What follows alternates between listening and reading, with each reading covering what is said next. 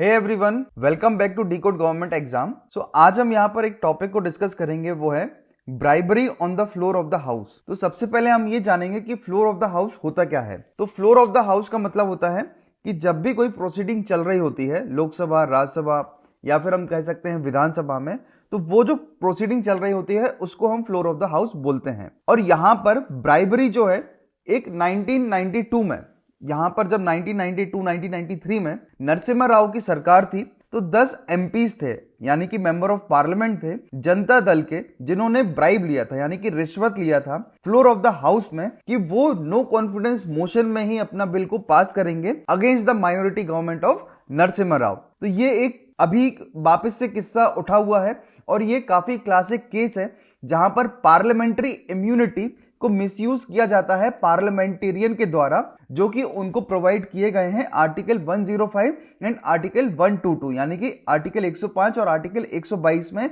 ये कुछ इम्यूनिटी है। उन्हीं चीजों का मिसयूज करके ये जो पार्लियामेंटेरियन है ये फायदा उठाते हैं।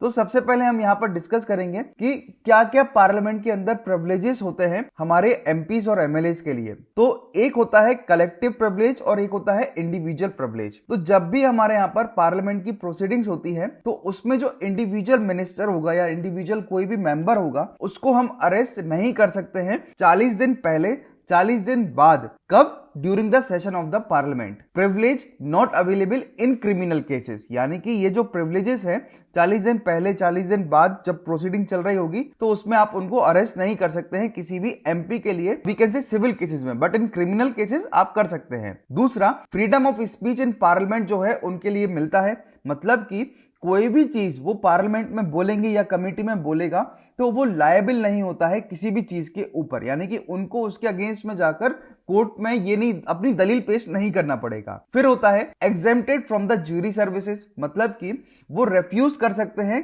कोई भी अपने आप को एविडेंस देने के लिए, कोई भी पेंडिंग केसेस अगर सेशन चल रहा होगा तो। ये कुछ इंडिविजुअल प्रिविलेजेस हैं। कुछ होते हैं कलेक्टिव प्रिविलेजेस। कलेक्टिव प्रिविलेजेस में 44th अमेंडमेंट एक्ट 1978 में रीस्टोर किया था फ्रीडम ऑफ प्रेस पब्लिश करने के लिए report of the parliament without prior approval but not of secret sitting, यानी कि 44th अमेंडमेंट एक्ट में यह कह दिया गया था कि अभी जो भी पार्लियामेंट की प्रोसीडिंग्स है उसमें आप अपनी रिपोर्ट को पब्लिश कर सकते हैं, सीक्रेट सिटिंग की रिपोर्ट आप पब्लिश नहीं करेंगे। दूसरा, यहां पर एक्सक्लूड किया था स्ट्रेंजर्स को सीक्रेट सिटिंग के लिए, मतलब कि कलेक्टिव प्रिविलेजेस में जो सीक्रेट सिटिंग अगर चल रहा होगा तो कोई भी अनजान आदमी वहां पर प्रवेश नहीं करेगा। फिर रूल्स बनाने के लिए उनके खुद के प्रोसीजर्स के लिए यहां पर कलेक्टिव प्रिविलेजेस में आता है। फिर right to receive information of the arrest detention of a member यहां पर आपको देखने को मिलता है।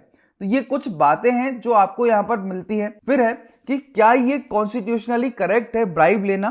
तो सेंट्रल गवर्नमेंट ने 1998 के सुप्रीम कोर्ट के रूलिंग को बैक किया है और ये बोला है कि उन्हीं के रूलिंग के लिए एमपीज और एमएलए को प्रोसिक्यूशन जो है यहां पर देता है फायदा कि आपके लिए ब्राइब अगर आप ले रहे हैं नो कॉन्फिडेंस मोशन में तो आपके ऊपर कोई भी आंच नहीं आएगा। सेम केस 1998 में आया था और 3-2 के जजमेंट के हिसाब से सुप्रीम कोर्ट में एक नरसिम्हा राव केस गया था जिसमें एमएलए और एमपीज उनको स्क्रीन किया गया था प्रोसिक्यूशन से। स्क्रीन्ड का मतलब होता है प्रोटेक्ट करता है प्रोसिक्यूशन इन सच केसेस अगर उनको इम्यूनिटी मिली हुई है under article 105 clause 2 of the constitution.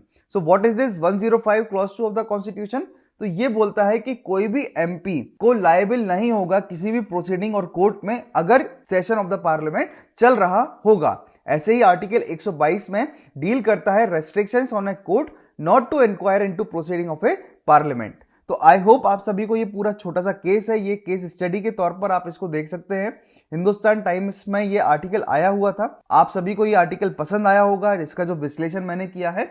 So thank you so much for listening this. Like, share and subscribe करते रहिएगा। Goodbye everyone.